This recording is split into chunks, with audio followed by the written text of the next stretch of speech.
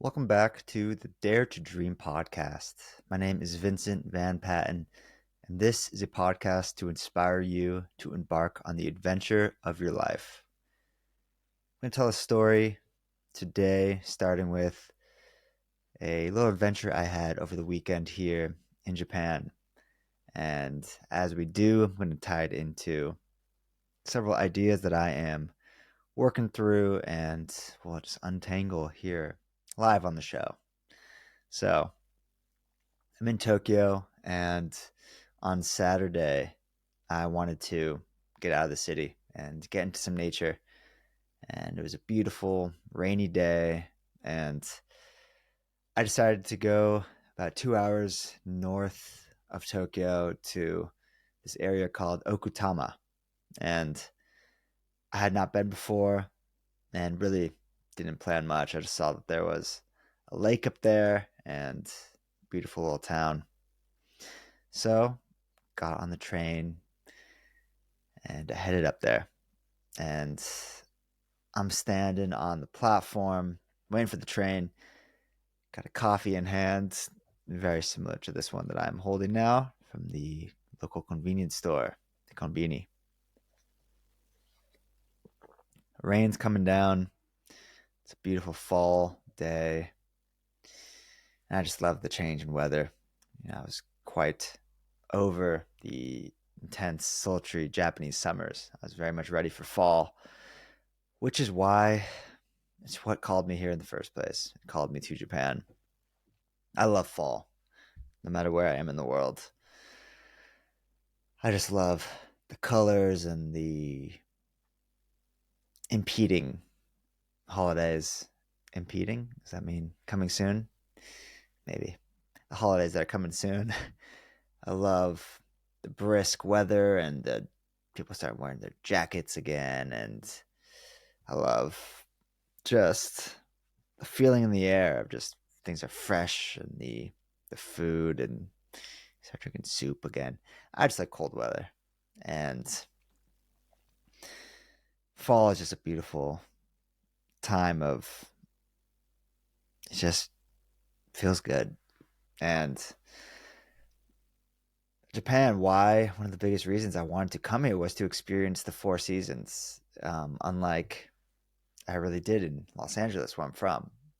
It's very sunny and beautiful year round, but I love the change in seasons and I love the East Coast because it gets the four seasons and I just like to have that change and I like cold weather and rainy, cozy days and those are my favorite as a kid. And a big reason I came to Japan was to experience that because there's really few places like Japan that truly just each season is so distinct and has its own qualities and you can just feel it.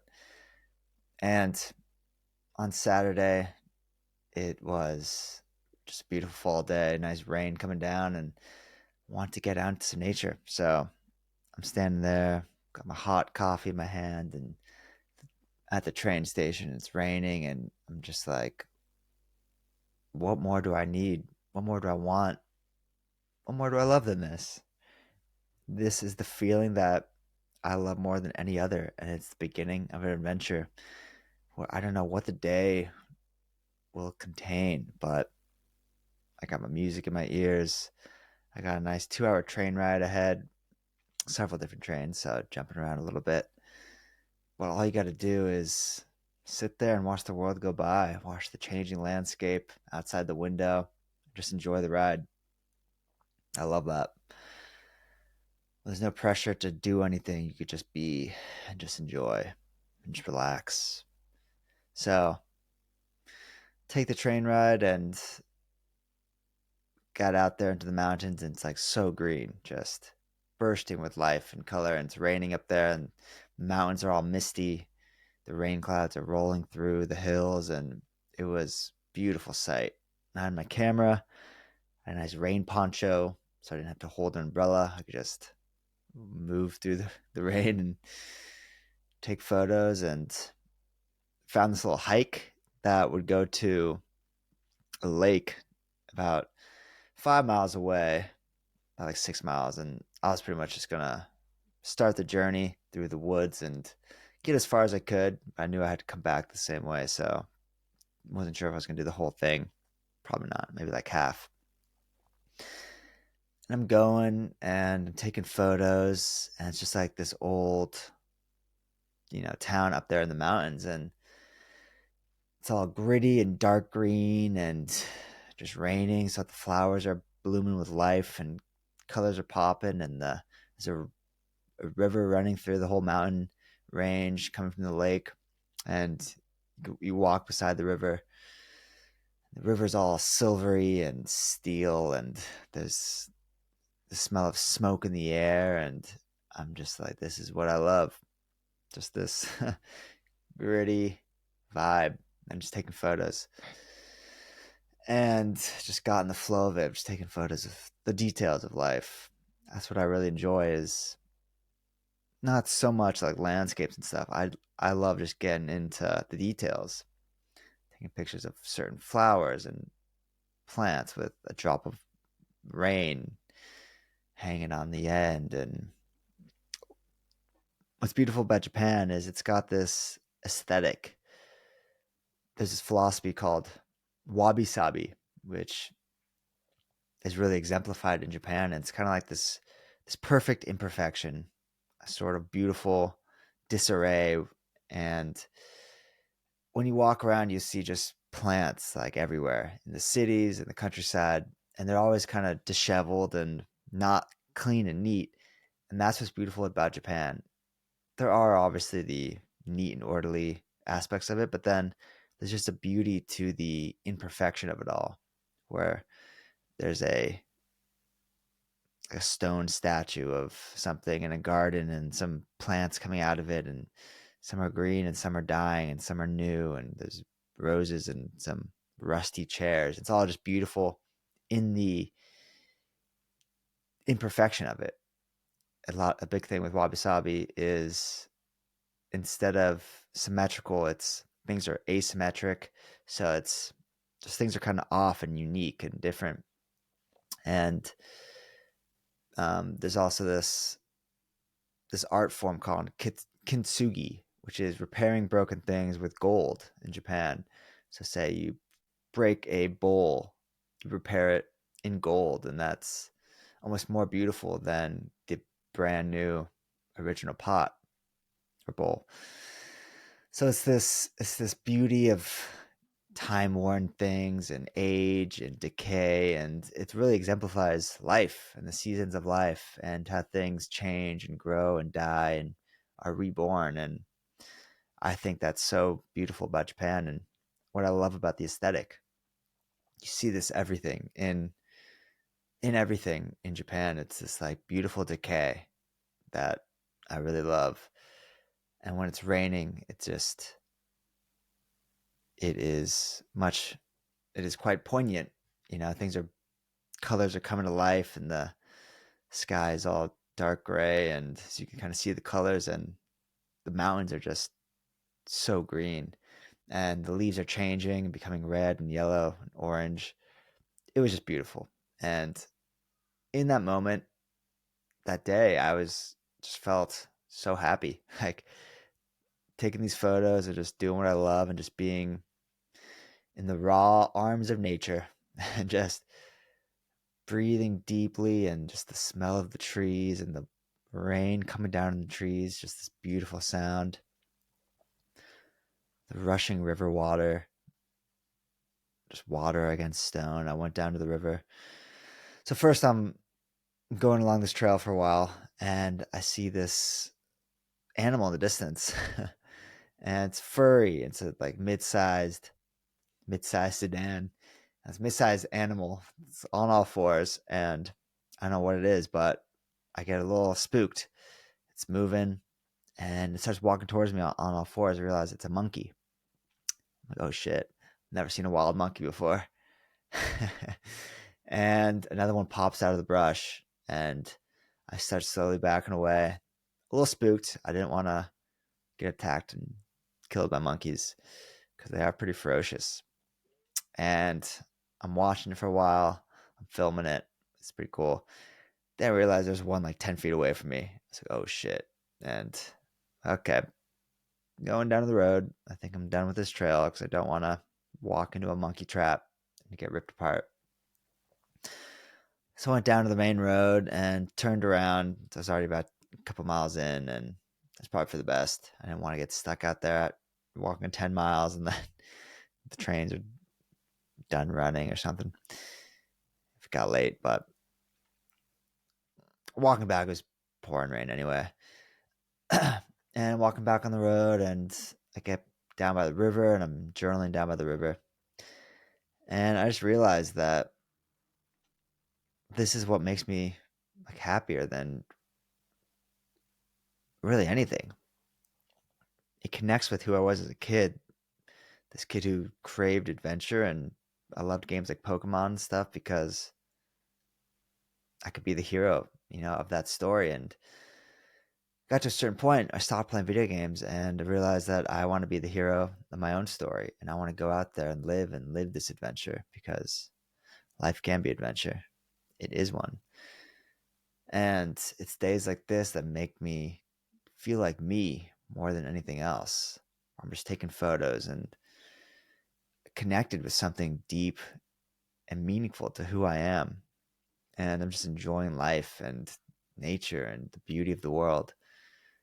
And of course, I'm writing, taking notes on it and all.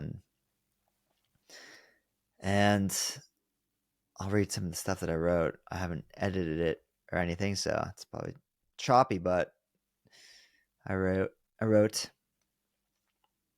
rain coming down, coffee warming my hands, an adventure in store. I feel like me, happy. I don't need much else. Peace in my heart and soul, and a path forward, a light, something to create, something meaningful. The rest will work itself out. Listening to my favorite rainy day tunes, thinking about onigiri. Nothing I must do but enjoy the ride.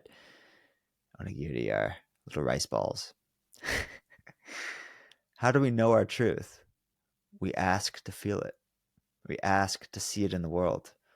What brings us peace in our heart and soul? The world will try to define our truth. Do we run or do we face ourselves? Quiet the noise. Face your truth. Afraid to know ourselves truly until we step into the cold, darkness, the night. We have nowhere to go but in.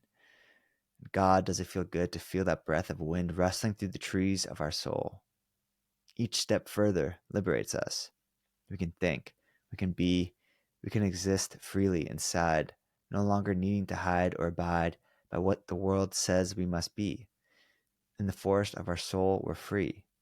And I keep taking steps every fucking day. I learn what it means to be me, what it means to be free. Treading lightly, I fall deeper into the woods. The rain feels good because I can take it. The wind roars, singing songs of reverence for who you're becoming. The air is fresh in the mountains, blowing in through the open door. The leaves hold on to summer hues of green before growing red, falling, changing like we. And isn't green beautiful? I'm so happy to be here, to be alive, lost in this sea of green. Thank you for giving me the chance to breathe the same air as the trees. What a gift for chance and time to know life and death, rain and snow and sun and changing seasons. To be a mystery unraveling. Matter doesn't matter how it ends. The journey was true. Sorry. Um, a mystery unraveling. It doesn't matter how it ends if the journey was true. Not to me, was it true to you? Water across stone, the universe breathing, listening to the symphony of rain in the trees. My favorite season in the world. It's a misty day, fresh air, and the smell of subtle fire. Autumn leaves fall from the heavens. I can listen to the sound of rushing river water for hours. Ceaseless. It puts the soul at ease. Sodden auburn leaves in rich contrasting the slate gray world. I like the world in slate. Shadowed. It feels deeper than a perfect blue day. The silvery river, the clouds, as if to bring out a depth in the world that a sunny day doesn't. Animals come out of their homes in the earth and forest. Colors come alive. I feel so small down here, looking up as if toward everything. Life moving about, rain falling, leaves tumbling down. Down here, I'm small. and life is so big. I felt it today, the heart of a child. Mm,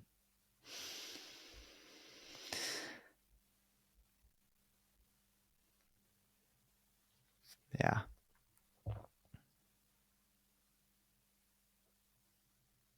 The heart of a child who's felt the need to be more.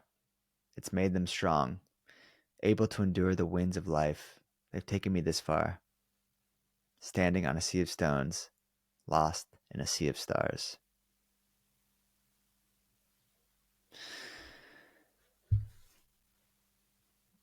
Those are just notes that I wrote out there in the woods.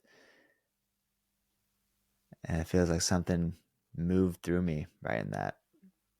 It's just sheer inspiration. And I felt that same thing right in my first book, Heirs of Youth, when I would just be on these long hikes in the woods, going through the Redwood Forest or up at Olympic National Park in Washington and just taking notes. And that literally turned into a book.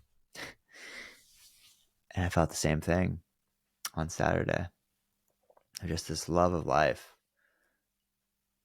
And what else is there to follow but that? What else is there to follow but that? And what I want to tie this into today on this episode is this idea of trusting who we are and trusting what we feel and just being able to understand how to follow those feelings and what to make of them. And what I'm learning about this mind body connection with me, and as I'm overcoming back pain, I'm healing from chronic back pain, which I realized is just a mind body sensation. It's a mind body symptom of my mind being in a fight or flight state since I was a kid, and started to create pain in my body because it was just being trapped in there. Energy was being stored in my body that I just couldn't let out at a young age. And it comes from stress and anger and frustration. And it was just getting stored in there. And I'm learning now how to understand my body and what I'm feeling, and how when we feel certain emotions and certain things, it literally comes out as sensations and symptoms in our body. That's where chronic pain comes from.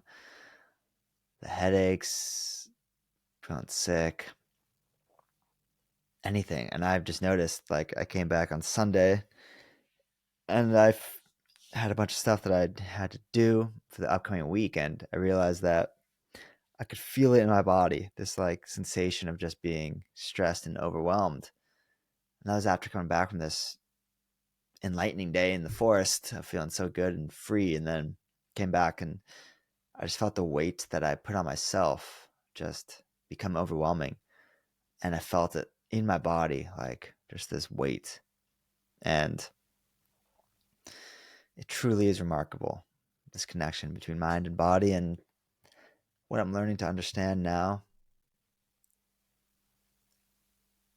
I can't see how everything hasn't happened exactly as it's meant to. And for a reason, the fact that I've been in chronic pain for 6 years, it's all been a way to help me understand what I'm feeling in my body and the emotions I'm feeling. And it all comes from,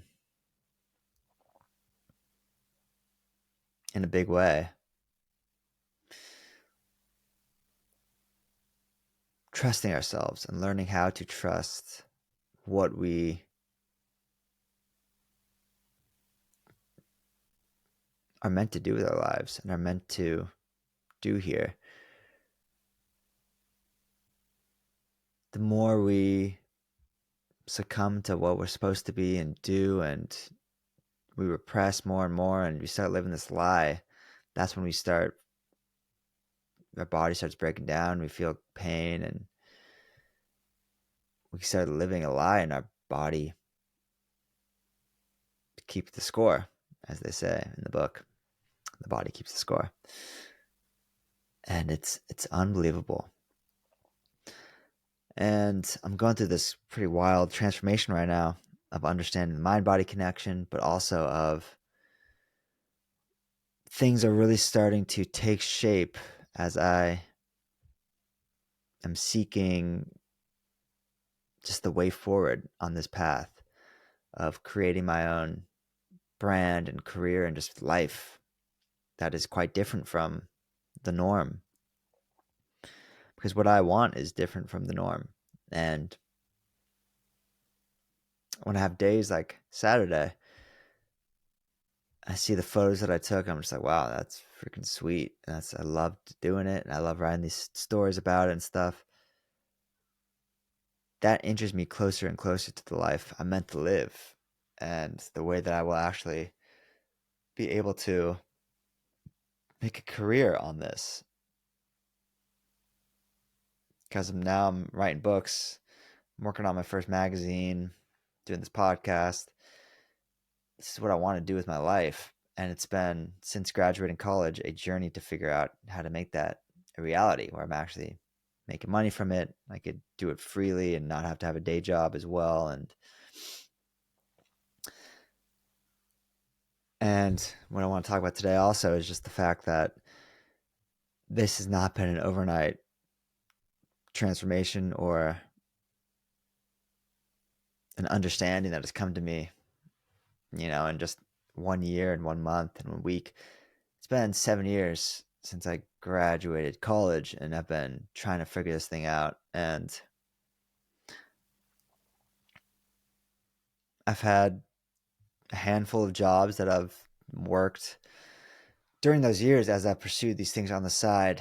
And I'm going to kind of walk through them.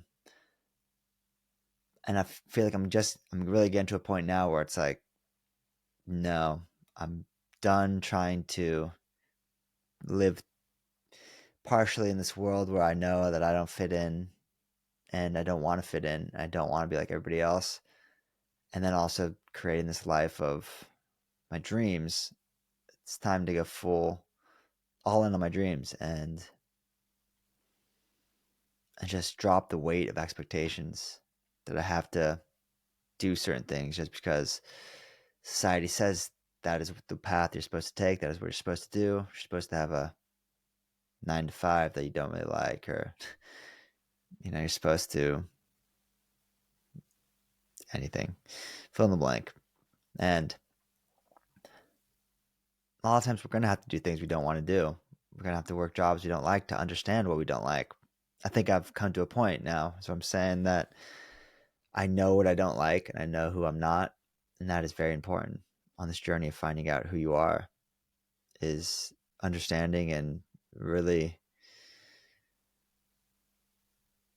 understanding who you're not. And I graduated. I had a sales job in college, mind body, funny enough. What's it called? Mind body? Yeah. Selling software to like gyms and um, nail salon, just like any sort of beauty and fitness and, you know, personal health, I guess, whatever that industry is called. Selling them like software for scheduling and stuff. And it was just a classic college kid's job. And did that one summer. I lived in my college town, San Luis Obispo, and worked that job. Hated it. I hated doing sales. You know, people got to do sales. It's a good way to make money, but it was not for me. I realized that was the first taste of how much I dislike feeling like I'm annoying people. And this is obviously people. Um, there are ways to, you got to sell things in life. I'm going to have to sell things too. I'm creating things that I want to help people with and that I want to get out in the world, and selling is a part of it. But selling things that I had no interest in, selling things that I didn't even really understand, it's like, what am I even doing? So that was one step in that direction. Um, Worked in a clothing store, which is cool because I do love style and fashion.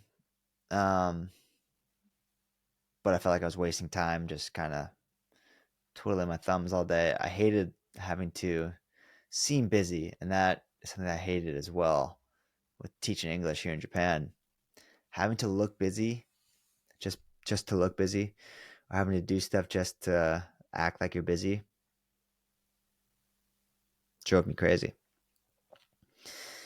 But why can't I actually do something that's productive to what I'm trying to do while when we have downtime? And you know, I don't like working for just when people tell me to do pointless things.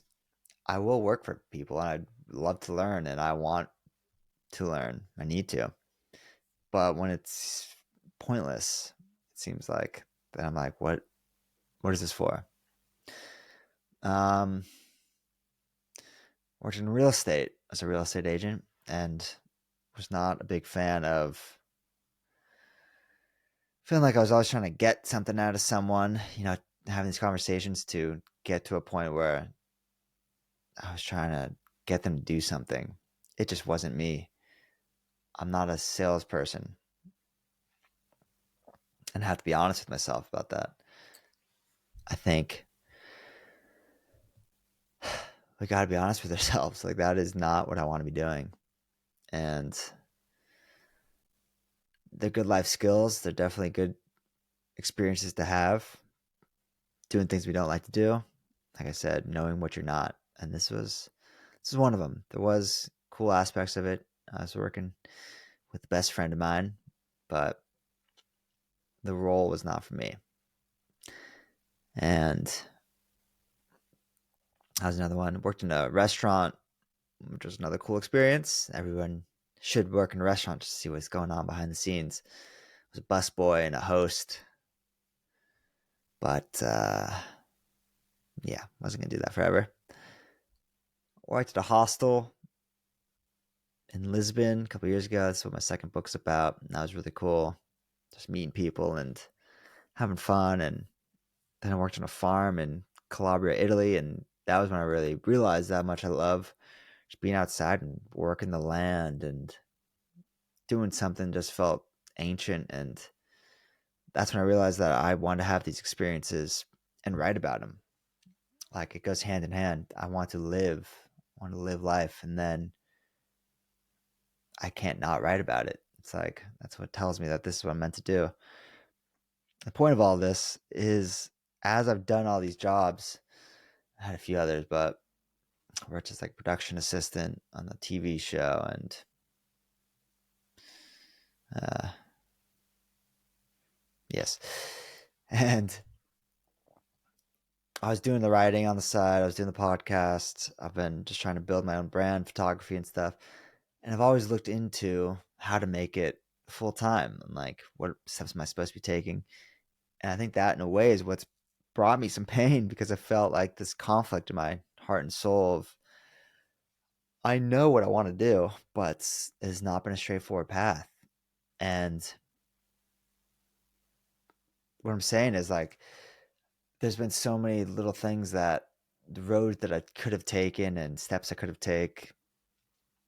taken and there's always so many options, but they've never felt that right. Like, I know, everyone tells me if when I say I'm a travel writer, they tell me I should be on TikTok. They tell me I should be doing this and that. I'm like, yeah, I've fucking tried these things and they do not sit well with me. I don't want to be on TikTok. I don't want to be writing quick hitting articles about what to do in Japan just to make some money on like a Kindle book. As a personal aside, I don't want to tell you what to do when traveling. I want to tell you about my experiences and how traveling makes me feel. And I want to connect people through that. I'm not a travel brochure. I am a storyteller. That is what I love. And I feel like this is a lifelong pursuit. For one, there's never going to be just an answer, but I feel like the world is changing and we are slowly but surely, maybe, straying away from the quick dopamine hits and the instant gratification and the loneliness that social media is creating and the unauthentic relationships and the online dating and stuff where it's just like we're becoming robots. People crave connection now more than ever. It's sad that suicides are up and people are just lonelier than we've ever been, even though we're the most technologically advanced we've ever been. People crave real. People crave authenticity and connection and truth. We're so inundated with falsities and just the facade of society that we don't even know what the truth is anymore in ourselves, in the world, and we just are hungry for the truth. And the more that we seek our own truth, the more people see that, the more the truth and reality will make itself manifest. And it connected all together. What I felt on Saturday on this trip is it's a feeling that I am doing, that I'm on the path of finding my truth because I feel it out there. I feel it when I'm doing what makes me inspired, when I'm having fun. And I'm not going to find an answer to all this overnight, but each experience like this helps move me in the right direction. What I'm meant to be doing with my life, it's that. It's writing books. It's going deep into experiences. It is showing the world just uncovering the beauty in the darkness and the light and sharing my struggles and sharing what makes me human. That is what I love to write about. What makes us human? Sharing the experience of being a human being on planet Earth. Because the more I do, the more you feel that you are not alone in this. And the more that I see people are struggling and the people are just dealing with life, I realize that I'm not alone. And we're all dealing with this stuff. I'm on Earth to tell the story that I don't quite understand, but for some reason I'm gripped by the need to tell it. So I'm just going to keep doing that. And if I could help you in any way, and if this can help in any way, it's that, I feel it in my body when I'm doing something that's out of alignment with who I truly am. And that's what I'm learning through this chronic back pain journey is to understand how to trust what I feel and to keep following it, even if there isn't an answer, even if there isn't a finish line that I could see. It's to keep following the path before me, one step at a time. And it's not a pay raise, it's not a job title, it's a feeling that I am in line with who I am, that I am doing something that is based on intuition and a peace in my heart and soul over what I think I'm supposed to be doing, or just the social construct of what we think we're supposed to be doing at a certain time of our lives. There is no manual, there is no rule book. Follow the feelings that make you feel alive. Follow the guide of your own heart and soul over the noise of the crowd. Because I'm doing that too. And we're on this journey together.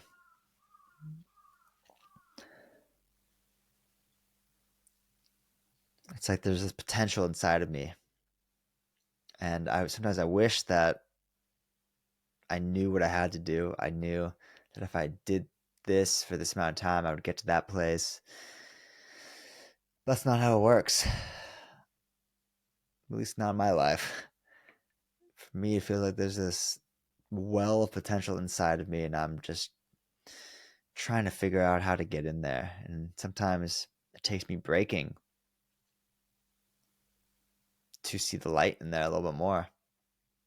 It takes me cracking to let the light shine a little bit more, and I have a different perspective of what's going on inside of me, and I could reach a new height through letting that light shine. So let it all happen. Let it come and go, and just realize that things change but keep walking in the direction that you know you're meant to walk. You could feel it in your body.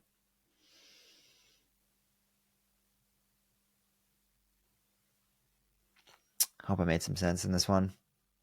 Not entirely sure. As I said, untangling some thoughts, but hope you got something out of it. And if you did, we'd really appreciate it if you could leave a review, give us a star, whatever it may be. We love you guys. We hope to inspire you every step of the way as we continue on our journey, on our path of being human beings, understanding what that means. There is no manual. You got to figure it out yourself. And how else to do it but asking how we feel inside. Life is nothing but feeling. What makes us feel certain ways, and learning to trust those. I guess that's the most important thing. How to trust what you feel. All right, y'all. Much, much love. Peace.